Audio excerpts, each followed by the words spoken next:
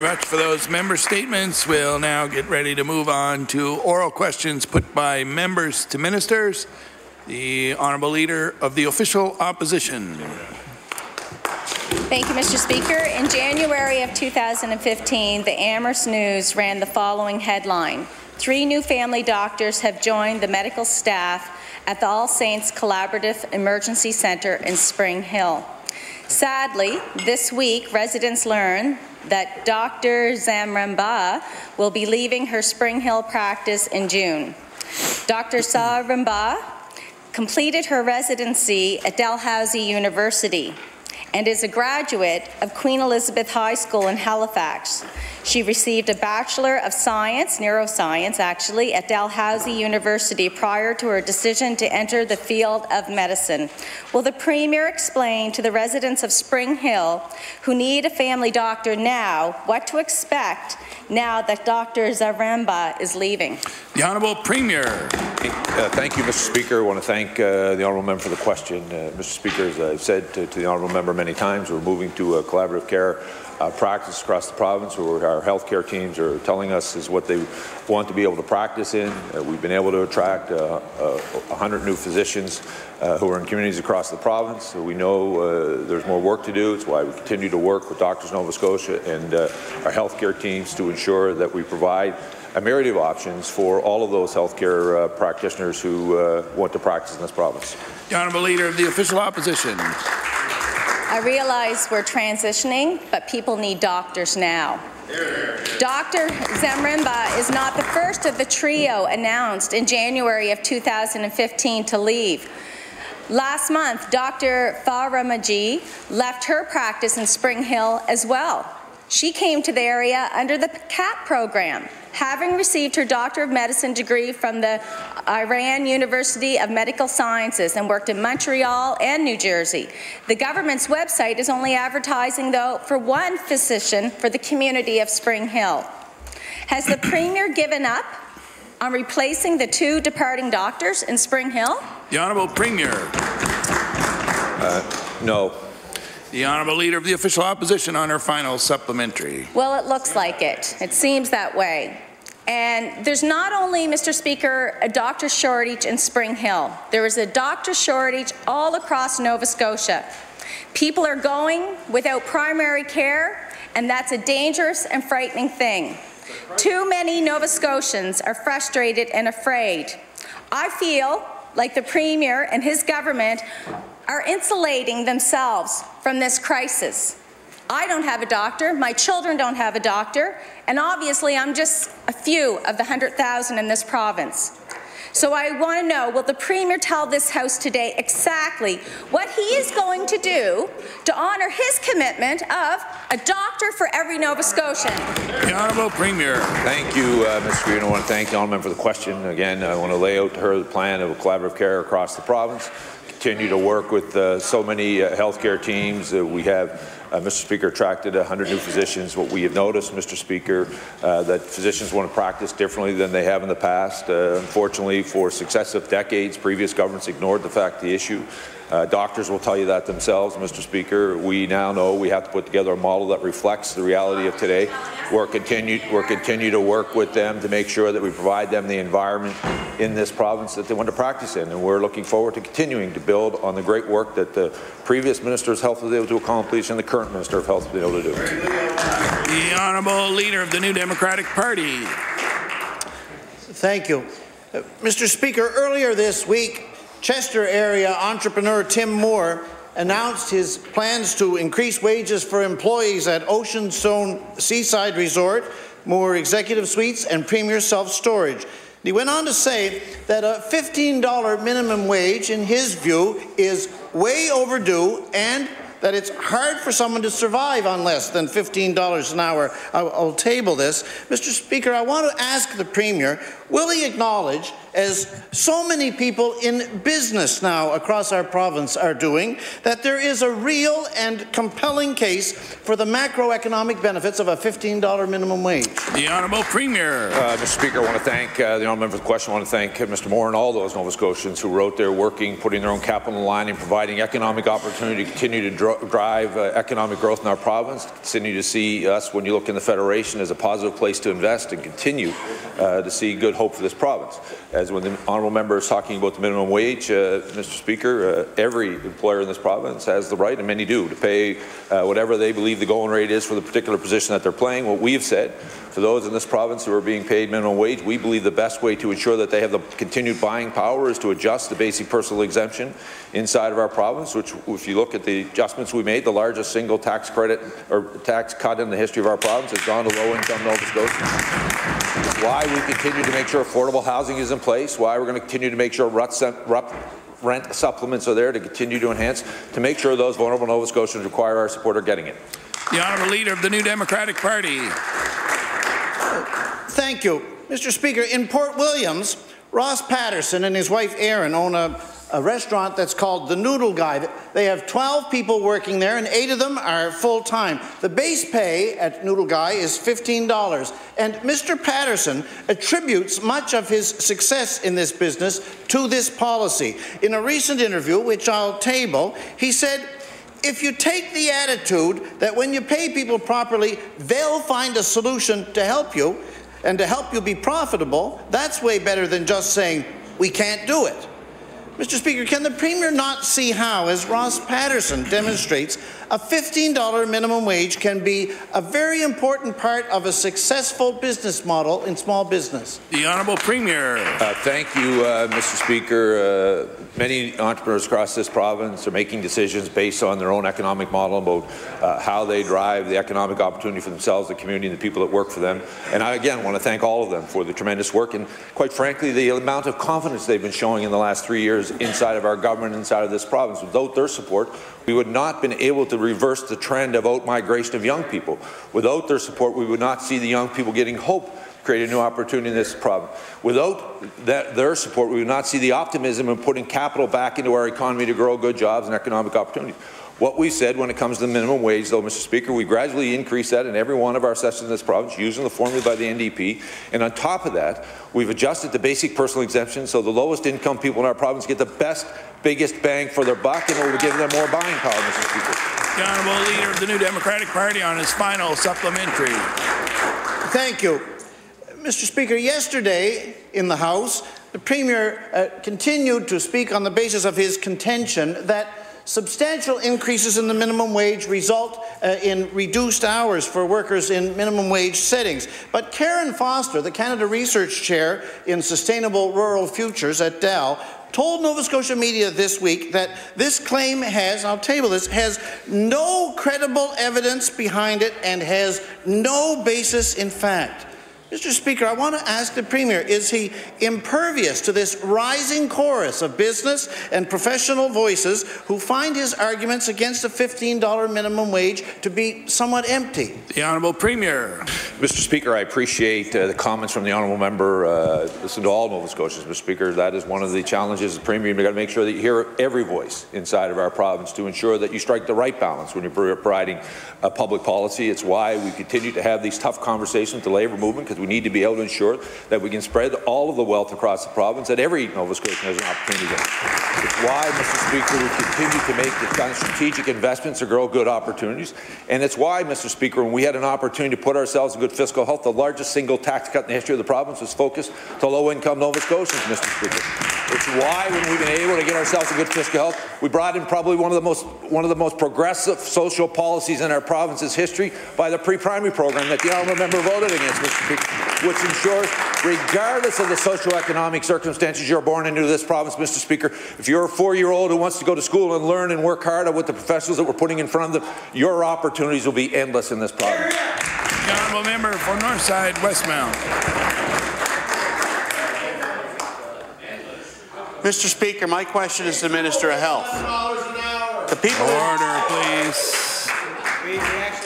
The Honourable Member for Northside Westmount. Thank you, Mr. Speaker. The people in the CBRM area are seriously concerned that what little health care they have is eroding away. Many are without a family doctor, and in an emergency, they must first consult with the newspaper to figure out which emergency room is open and where to go. People are desperate for some assurances that services will continue. Mr. Speaker, on April 28th at noon, there will be a march on Commercial Street in North City to demonstrate the concern the community has about the future of health care and the services in the area. So my question to the Minister is health. Will the Minister agree to come to North Sydney on the 28th to meet with the community and tell them their services will be preserved? The Honourable Minister of Health. Thank you. Thank you, Mr. Speaker. I thank the member for the question. Indeed, Mr. Speaker, we continue to provide healthcare services to Nova Scotians across the province with our partners, the Nova Scotia Health Authority and the IWK, as well as other partners providing frontline care. Mr. Speaker, we also work with those partners to continue recruitment efforts to strengthen our primary care access by expanding access to family physicians, Mr. Speaker, but also with other healthcare providers like nurses, nurse practitioners, family practice nurses, social workers and other healthcare providers working together as teams to enhance access to primary care in all of our communities, Mr. Speaker. The Honourable Member for Northside Westmount. Mr. Speaker, it's great that he's willing to work with the healthcare workers and the partners. Is he willing to work with our community to keep our services there? Mr. Speaker, the people are worried. They live through rotating ER closures, year-long wait lists for mental health services, and a dwindling roster of family doctors and continued decline in specialty services. They shouldn't have to march to get the attention of the Minister, but that's what it's coming to, Mr. Speaker. At least the Minister can do is come and meet with them, work with them, and give them some assurance. So my question is, does the Minister understand that his absence from this event will be taken as confirmation that more services will be removed from Cape Breton? The Honourable Minister of Health.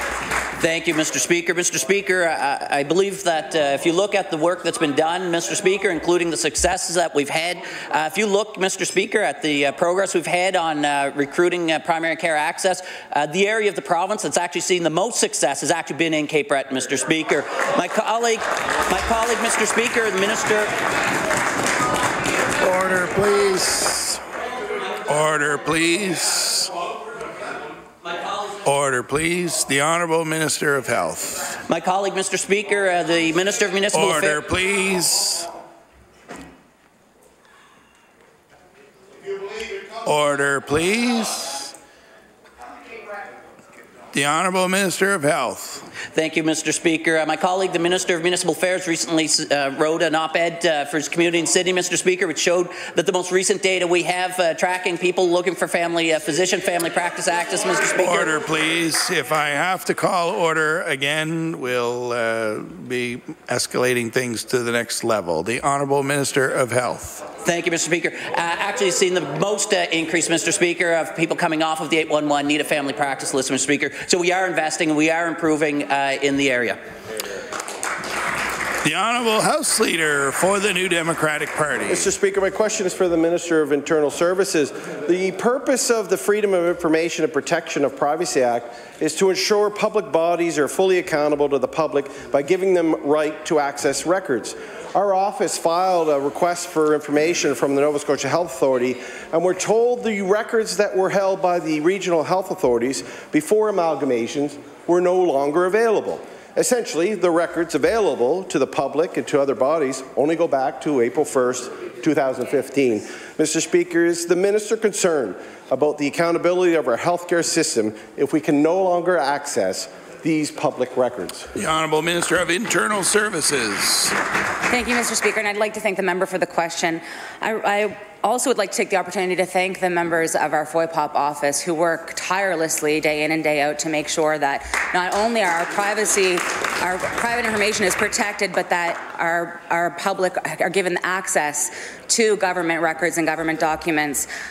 They work with any requesters to help find the information that they're looking for, and they're always willing to find new and better ways to make sure that this information is accessible and is easily gained by whomever is requesting. The Honourable House Leader for the New Democratic Party. But Mr. Speaker, you can't erase public records and say that you no longer can gain access to it because of a government decision to amalgamate district health authorities. This possible loss of records is one of many concerns about this government's hasty approach to eliminating the regional school boards, for example. Each school board, Mr. Speaker, held records about staffing, class sizes, among many other things, Mr. Speaker, that are extremely important and that the public and other bodies deserve to know if they want to ask questions about it. I worry that when our office files requests in the future for not only health records but those of the school board, that we will not be able to gain access to them before April 1st of 2018 for the school boards, for example. What steps did the minister take to make sure records were not lost in the transition from the elected school board to the regional education system? The Honourable Minister of Internal Services. Thank you, Mr. Speaker. I really want to emphasize for the member how important open and transparency is to this government. We've started with the open data portal that went live last year, where all government records and statuses are kept and are open to the public without having to go through FOIPOP. They're there, they're accessible to anyone in the public. We take the issue of freedom of information extremely seriously. Our office, who administers this act, takes it extremely seriously, and we will work with anyone who has a request to make sure that the information that they're looking for is given to them. The Honourable Member for Northside Westmount. Thank you, Mr. Speaker. Mr. Speaker, the biggest concern on the minds of people in the CBRM, the Sydney area, as was so called in the op-ed piece from the Minister of Municipal Affairs, that the Minister of Health concerns, is that there are 83 people without a family doctor. Now, Mr. Speaker, the Sydney area, in my books, is Cape Breton, is KBRM, North Sydney, New Waterford, Glace Bay, Sydney, and surrounding areas. And if he thinks I believe there's 83 people on that list, that's all that needs a family doctor, he's fooling himself. So my question to the Minister, will the Minister table the amount of people on that list and where they're from in Cape Breton and CBRM? The Honourable Minister of Health. Thank you. Thank you, Mr. Speaker. I don't believe I need to table that information. It's, I believe, available on the 811 website, Mr. Speaker. So, Mr. Speaker, if he wants me to table it, I'd be happy to do so, but I do believe it's also available on the website. The Honourable Member for Northside Westmount. Mr. Speaker, there'll be people marching on April 28th in the streets of North Sydney over healthcare concerns in the CBRM. I challenge the Minister, I request the Minister show up at that meeting and tell this to the people in North Sydney to set their mind at ease of that healthcare is in good shape in Cape Breton Island and there's no crisis. Will the Minister attend this meeting on the 28th of April, yes or no? The Honourable Minister of Health. Thank you, Mr. Speaker. I've highlighted the progress and the work that we're making to improve access to primary care and healthcare services across the province, in Cape Breton and across the province. Mr. Speaker, we'll continue to do that work with our partners in the Nova Scotia Health Authority and the IWK. Thank you. The Honourable Member for Queens Shelburne. Thank you, Mr. Speaker. Mr. Speaker, my question is to the Minister of Health and Wellness. Recently, one of my constituents came to me with a very upsetting story of trying to find help for her son. This young man from Shelburne has been suffering for 3 years with anxiety and depression issues. He reached a crisis point last week, and his mother was told a doctor on duty at Roseway Hospital could see him that afternoon. This woman's son, whose eyes were swollen and red from crying, didn't move past triage. They ended up waiting almost 6 hours in the waiting room, Mr. Speaker, before this desperate young man gave up and asked his mother if they could just go home. There was a doctor on duty that day, but my constituent later found out that he was only seeing patients for follow-up appointments. Does the minister think it's appropriate to have patients in mental health crisis sit all day without being told there's no chance they'll be seen by a mental health professional? The Honourable Minister of Health. Thank you, Mr. Speaker. Of course, we would expect within our healthcare services, can't speak specifically about the individual case the members brought forward, but we'd certainly expect our healthcare professionals to work with all people, whatever their healthcare needs, whether it's mental health, whether it's trauma or other health conditions that they're showing up for an emergency care, Mr. Speaker, to be triaged and treated appropriately by the professional healthcare clinicians at the front line. The honourable member for Queens Shelburne. Thank you, Mr. Speaker. Mr. Speaker, no matter how many times this minister stands up and recites the paltry efforts of this government, I can assure him it is not making a difference for Nova Scotians in need, especially this young man. This young man was in crisis on a hospital property. Even after he was triaged, no one at Roseway advised him that the hospital did not have the resources for mental health crisis that afternoon. I want the minister to put himself in the shoes of this young man, reaching out at his absolute lowest point, only to find an indifferent system that has been neglected and mismanaged. My question to the minister is, will the minister admit that the lack of mental health triage protocol is a glaring, sad example of this government's failure to maintain mental health supports? The Honourable Minister of Health. Thank you, Mr. Speaker, and I sincerely thank the member for raising this question in the legislature today. We all recognize the growing importance of addressing mental health services for people across this province, young and old, and those in between, Mr. Speaker. That's why the efforts that are ongoing include establishing a central intake process, Mr. Speaker, to ensure standardization so that all Nova Scotians, regardless of where they're at, are being treated and triaged and provided the care and the services and support the same way, Mr. Speaker. So that's the work that's ongoing. We recognize these types of challenges. They've existed, Mr. Speaker, for a number of years, but we are working with our partners to make those improvements, and that central intake system should address the types of situations the member has brought forward today. The honourable member for Sackville-Beaverbank. Thank you, Mr. Speaker. Mr. Speaker, yesterday, the Departments of Transportation, Infrastructure Renewal, Health and Wellness, and Nova Scotia Health Authority announced tenders worth $5.1 million for expansions and renovations at the Dartmouth General. This is great news for the people of Dartmouth, and it dovetails on the changes of Halifax Infirmary, Hants Community Hospital, and Bayers Lake Community Outpatient Centre. The areas missing, though, from the plan are the growing suburban communities of Sackville, Beaverbank, Hammonds Plains, Bedford, Lucasville, which are all caught in no man's land among these facilities. Will the Minister of Health please explain why the Cobequid Community Health Centre is not mentioned in the QE2 redevelopment plan? The Honourable Minister of Health. Thank you, Mr. Speaker. The QE2 development plan, as the members would know, is quite extensive and ongoing. We've been, rather than waiting for all steps to be brought together in one piece, we recognize that there's opportunities, Mr. Speaker, to do segments of the work in steps, and that's what's been ongoing, Mr. Speaker. We've seen work done in, as the member cited, many communities outside of the core on the peninsula, in Dartmouth and Hants and other parts of the province, Mr. Speaker. So that work is ongoing, and it's just as each step goes along, we'll be making those announcements. Honourable member for Sackville-Beaverbank. Thank you, Mr. Speaker. Cobequid Community Health Centre is a modern facility with great potential. However, the minister and partner groups continue to fail to meet the needs of the people of the Sackville area to evaluate their future needs. We certainly want to see what segments of Cobequid Health are coming forward for us. A part-time healthcare facility just is not adequate to support these growing populations. So my question through you to the minister would be, will the minister commit coming out to my constituency to meet with the people, the residents of Sackville, Beaverbank, Lucasville, Fall River, Bedford, and the surrounding areas to make sure that the future healthcare needs can be met in their home community? The Honourable Minister of Health.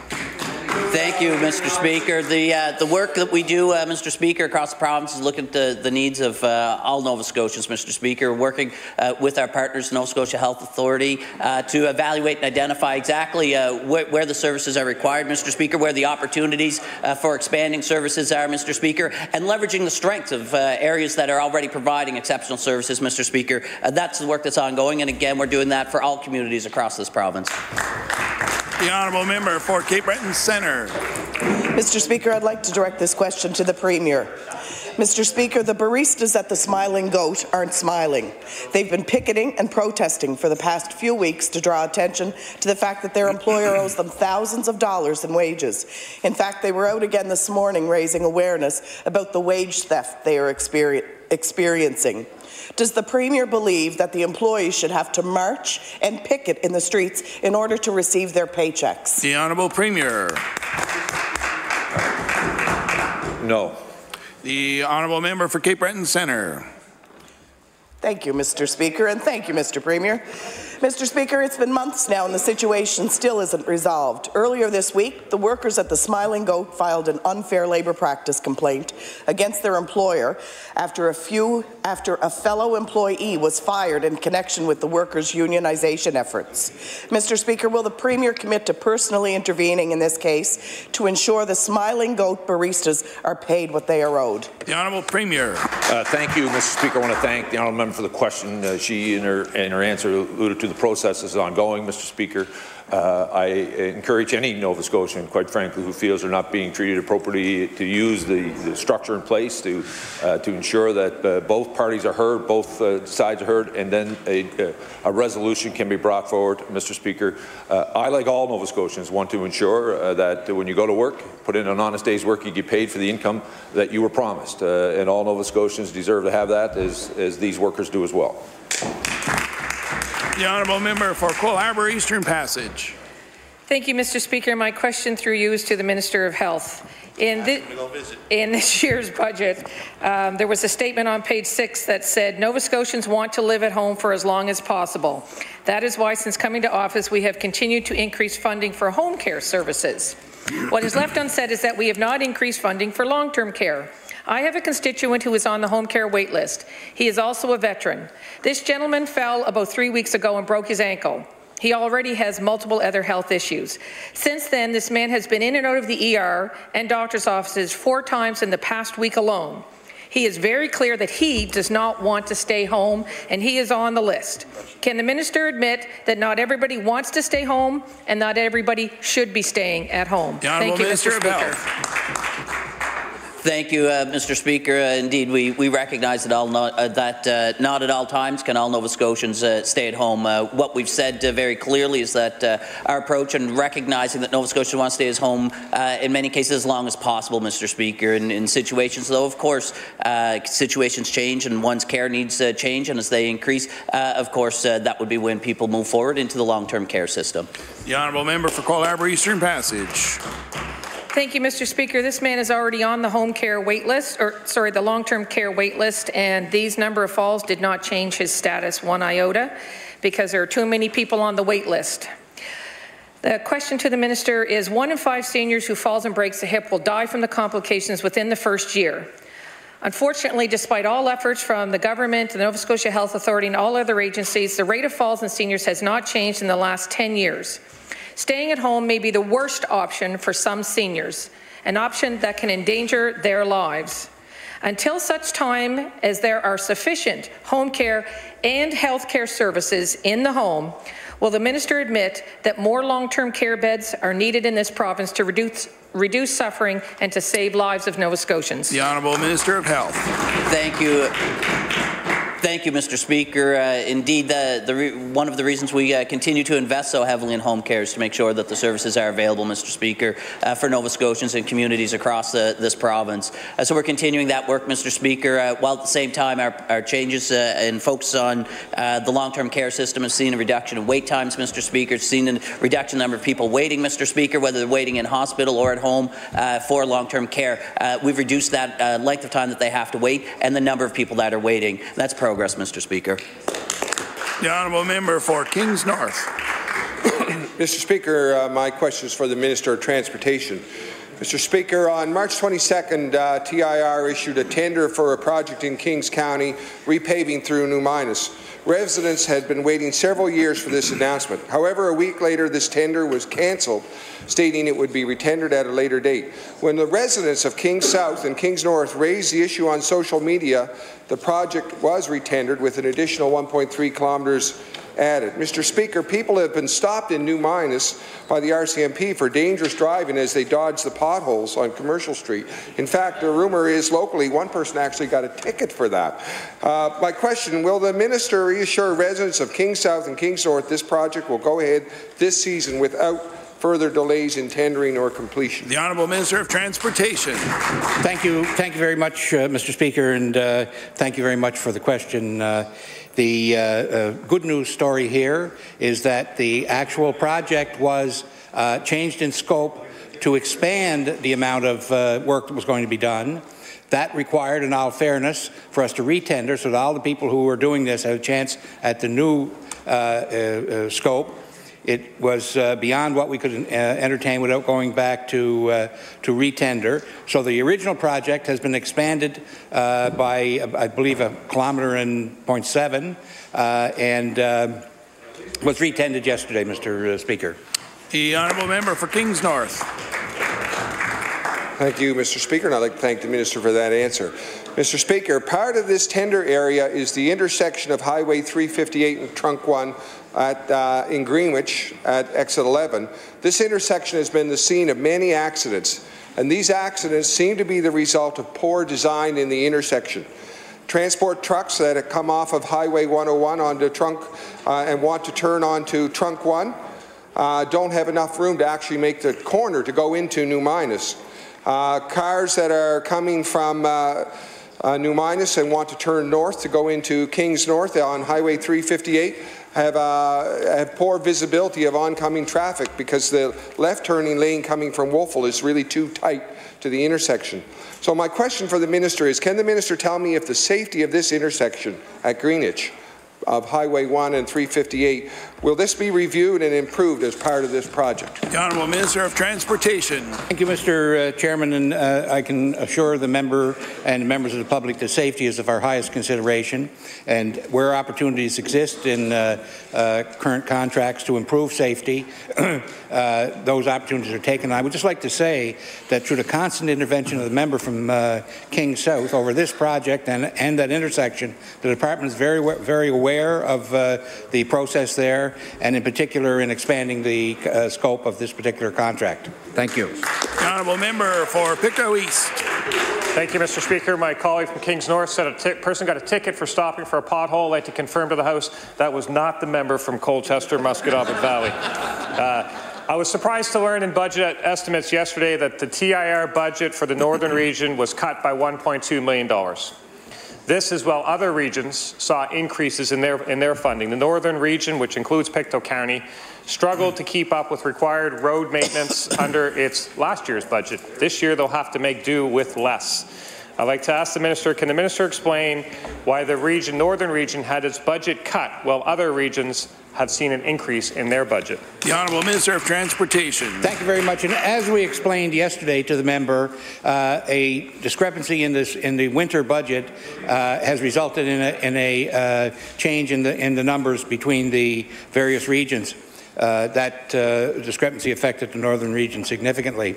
The reality is that the department allocates the funds on the basis of the kilometrage that's available in the area, and in the instance of the Western region versus the Northern region, the Western region has a lot more kilometres. Thank you.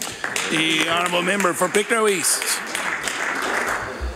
Thank you, Mr. Speaker. And the Minister did say it had something to do with a discrepancy in the winter budget, but there's no fewer kilometres in the Northern region this year, Mr. Speaker, than there was last year. Presumably, there's no more kilometres in the Western region this year than there was last year. So I'm at odds to figure out what the situation is. The residents of the Northern region pay their fuel taxes. They pay to register their vehicles. They dodge potholes just like the rest of us. They inch out onto major roads so they can see around the brush that's overgrowing the sides to see if they can safely enter the road. All of these things are happening all over the province. But why is the budget for the Northern region being reduced? It's a simple question. And to say that we're expecting maybe a mild winter is not a good answer. So I'd ask the Minister, what is the very real impact of the budget cut on the Northern region? How will the operators in the Northern region absorb the cut in their budget? What's the real impact? The Honourable Minister of Transportation. Thank you very much, Mr. Speaker. And I've explained the majority of the change is attributable to the change in the winter budget. But let me just say, Mr. Speaker, that this government has increased in this budget the RIM budget by $1 million. That will provide more money for the Northern region. We have added $2 million in brush cutting across the province, some of which will accumulate to the Northern region. The money that this government is spending in all the regions across the province for maintenance work and to improve our roads, including the gravel program, which is extensively going to impact the Northern region, is a tribute to our commitment to our roads in this province. The honourable member for Dartmouth South. Mr. Speaker, a few weeks ago, the minister announced that 2 collaborative family practice teams would be coming to Dartmouth, and another would be expanding. This is good news for Dartmouth, where 40% of our family doctors will retire within 5 years. I'm worried, though, that these investments won't be enough to deal with the acute need in my community that I certainly see every day in my office. Mr. Speaker, can the minister tell the House exactly how many Dartmouth residents these collaborative practice teams will take off the waiting list? The Honourable Minister of Health. Thank you, Mr. Speaker. I don't have the numbers for those specific sites with me, but what I can assure the member is anytime you're bringing new primary care providers, be they physicians, be they nurse practitioners, family practice nurses, to the front lines, to our communities, they're seeing patients, Mr. Speaker, making sure that Nova Scotians, in this case her residents in Dartmouth, are seeing the right health care provider for their health care needs, primary health care needs, Mr. Speaker. The honourable member for Dartmouth South. Mr. Speaker, in Dartmouth alone, 7,834 people are on the waiting list for a family doctor. From January 1st to March 1st, 2,280 people in the Central Zone added their names to the waiting list. That doesn't take those who have gotten on the list yet. According to the NSHA, there are also currently 35 family physician vacancies in the Central Zone. Mr. Speaker, Dartmouth is headed for primary care chaos. Can the minister tell me when Dartmouth residents can expect family physician vacancies to be filled in our community? The honourable member, Minister of Health. Thank you, Mr. Speaker. I thank the member for the question. Indeed, ongoing efforts for recruiting physicians and other primary care health providers in Dartmouth and across the province are obviously ongoing, Mr. Speaker, and will continue until the needs are met. But, Mr. Speaker, in addition to that, this government has taken steps to work with our partners at Doctors Nova Scotia to identify new funding formulas, Mr. Speaker, and programs to incentivize physicians to address these needs, to address and take on more patients within their practice, Mr. Speaker. These are all steps that are going to positively affect all Nova Scotians finding primary care services in their communities. The Honourable Leader of the Official Opposition. Thank you very much, Mr. Speaker. My question is for the Minister of Municipal Affairs. In 1982, the province of Nova Scotia assumed the care and control of all school infrastructure throughout the province as a result of the Walker Commission report. Here we are, 35 years later, having the facilities returned to communities without consideration of the burden they might place on limited municipal budgets. So my question to the minister is, what process does the minister use to assist struggling municipalities when faced with such unfortunate circumstances? The Honourable Minister of Municipal Affairs. Thank you, Mr. Speaker, and I appreciate the question from the member. I've had multiple conversations with municipalities when I was on tour about this this question. Some of the municipalities have been very innovative with those facilities. Some of them have been transferred over to the private sector, which they've been turned into various living accommodations for residents in the area. Specific to some of the communities in Cape Breton, they've used them for more community centres in the areas that they represent. And we're always open to suggestions and support that we can provide to municipalities with these pieces of infrastructure or any other municipal infrastructure that they have. The Honourable Leader of the Official Opposition. Thank you, and I want to thank the minister for his answer. We know that many school boards have determined that many schools are no longer of use, and in the case of Pictou Academy for the town of Pictou, we are now facing the critical decision whether to demolish or repurpose Pictou Academy. And I know the government has entered into negotiations with the municipality of Annapolis County to transform a former school in Bridgetown, perhaps actually the Premier's constituency. So I'm just wondering if perhaps the minister would agree to actually meet myself, the mayor and councillors of Pictou to help determine what would be the best future of our historic Pictou Academy, the actual first educational school in Nova Scotia. The Honourable Premier. Mr. Speaker, I'd be happy to respond. She referenced my constituency in the school in Bridgetown, which seems to get lots of attention. I really appreciate the fact that people have paid attention.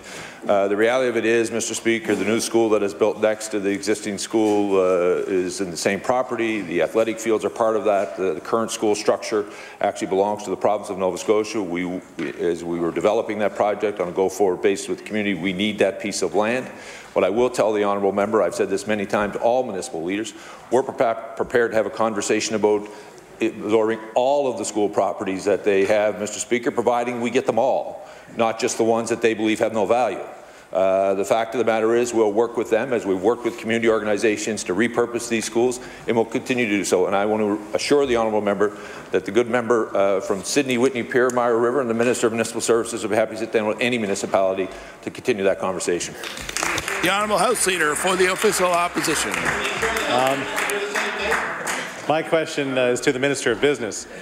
You know, we've heard many questions in this House about areas in Cape Breton that lack sufficient or reliable cell phone service.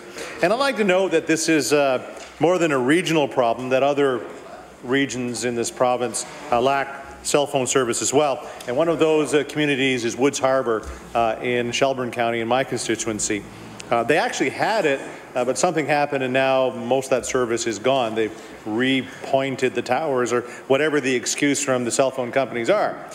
My question is, can the Minister of Business tell this House if there's any plans or anywhere to influence these mobile companies to bring cell service to Woods Harbour and other communities that are now underserviced by them? The Honourable Minister of Business.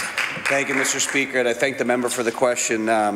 The reality is that we can't force or in any way impose private sector operators to take on projects, take on services that result in, again, the technical term is market failure, but really that there's no way to have profit after the investment is made. So that always obviously falls the government, and that's why we're so proud of the efforts we've made. We know there's that gap. The broadband, $120 million, a historic investment in the province, historic investment in the country, really, with respect to what we're doing to connect Nova Scotians. Very historic, thanks, member. But this provides us with a tremendous opportunity, Mr. Speaker, to add to the infrastructure that includes cell phones. So when we're talking about broadband towers, the pipeline, the infrastructure that we need, this will be the conversation that we can have with municipal partners and communities to add cell phone coverage to that. Thank the Honourable House Leader for the Official Opposition. See, here's the frustrating part about this issue in Woods Harbour. It really doesn't revolve around the equipment available. The equipment is actually there, but someone in their infinite wisdom decided that they would point the towers in different directions. So it used to be pointed this way, it's now pointed out to the ocean for the fishing industry, which from a safety standpoint makes sense, but they cut loose a community that used to have it. Millions of dollars of lobster are sold from Woods Harbour on a regular basis. I would say, especially during the month of December, millions of dollars of lobster are sold from there, and that business is done on cell phones. The world does their business on cell phones today. You know, with no access from a business standpoint, you know, kids even are finding themselves having to talk to their parents because they can't use their cell phones either. So, Mr. Speaker, is there a strategy to fill gaps in coverage and bring cell phone service to all parts of Nova Scotia so they can do business to the world? The Honourable Minister of Business.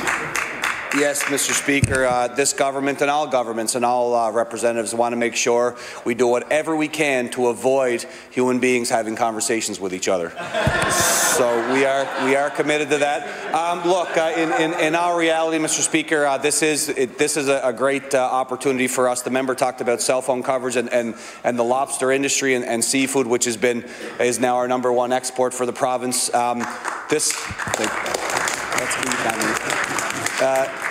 This speaks to our economy, it speaks to our safety, and again, this is the opportunity for Nova Scotians to have the discussion about internet connectivity and internet service, along with cell phones and having that connected as well. So whether it's infrastructure or the programming in place, the broadband investment we made, very historic broadband investment, we'll make sure that we get closer to that finish line. Thank you. The Honourable Member for Cumberland North. Very considerable. Mr. Speaker, the Mayor of Amherst has taken a real leadership role in addressing the problems of climate change, leading to rising sea levels, especially the related potential threats to Amherst and the fertile marshlands on the Chignecto Isthmus. The crumbling dikes along the Tantramar marshes need to be repaired or replaced. They protect both the Trans-Canada Highway and the CN rail line. Our mayor is working with neighbouring government in New Brunswick at both municipal and federal levels. Can the Minister of TIR share with us here in the legislature what his department is currently doing to address this serious threat to local infrastructure? The Honourable Minister of Transportation and Infrastructure Renewal. Thank you very much, Mr. Speaker, and I really appreciate the question from the member opposite. It gives me a chance to stand up and talk about what a wonderful province we live in Nova Scotia, which is virtually an island, Mr. Speaker, with the exception of that connection to the North American mainland, which is the Chignecto Isthmus, and how important that is to Nova Scotia, and how the Tantramar, which is a French-Acadian term, describes our heritage in this province, and how those industrial Acadians built those dikes to hold back the ocean to create that fertile land that she talks about. And it's very important to our economy and to our province, and it is just an outstanding example of the various levels of government working together. The honourable member for Cumberland North.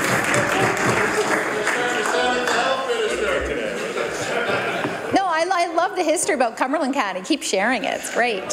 However, back to the topic. The local municipal leaders are very concerned, and I would like to table a document. They're quoting, "The extent of the damage of a major flood event on the Isthmus will ripple across Canada, hugely affecting both New Brunswick and Nova Scotia, and will be devastating to local governments at both ends of the marsh."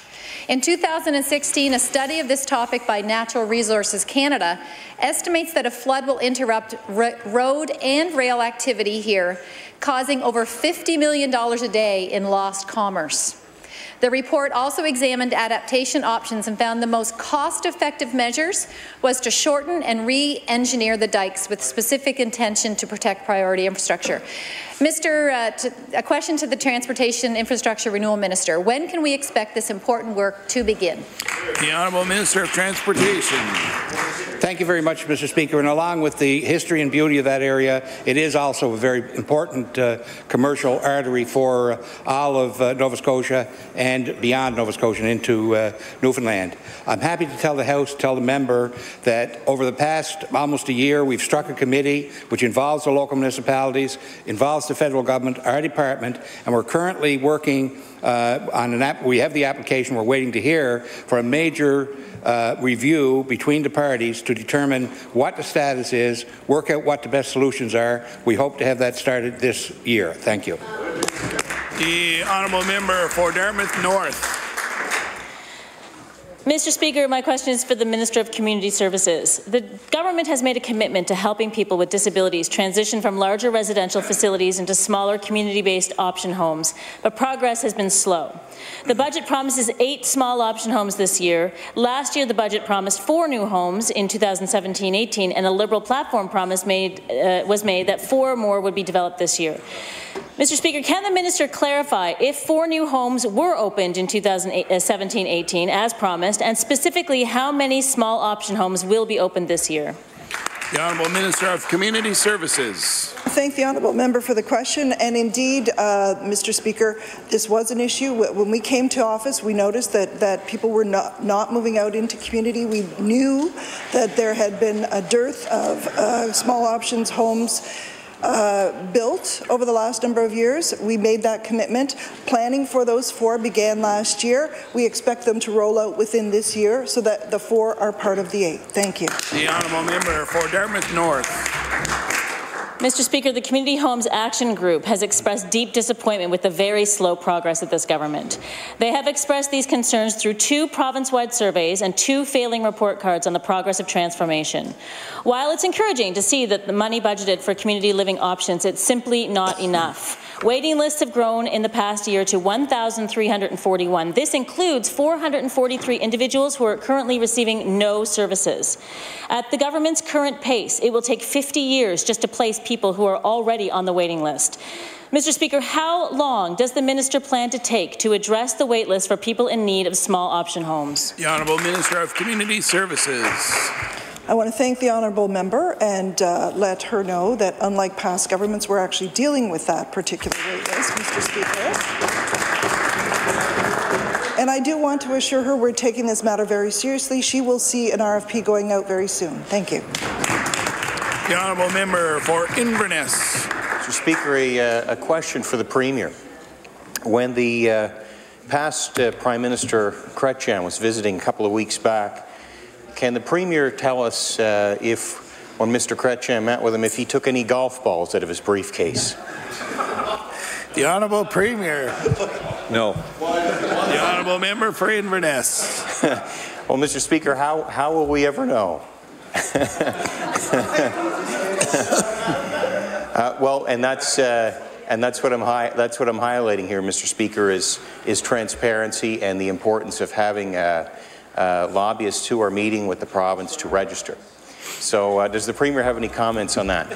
The Honourable Premier. Yeah, I really appreciate the comment, Mr. Speaker. It gives me an opportunity to thank all those Nova Scotians, Mr. Speaker, who showed confidence in our government by re-electing us, Mr. Speaker, after we continue to provide them good government, open government, Mr. Speaker. A government, Mr. Speaker, that was up front with them, took on the tough conversations with all Nova Scotians, and were direct and honest with them, Mr. Speaker. It was something new for them, and they rewarded us for it.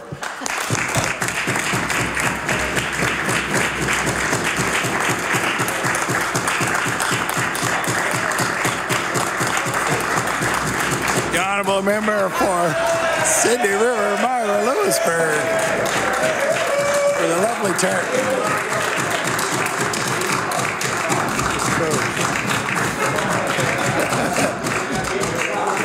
Order, please. Time allotted for oral questions put by members to ministers has expired. We'll now move on to government business. The Honourable Government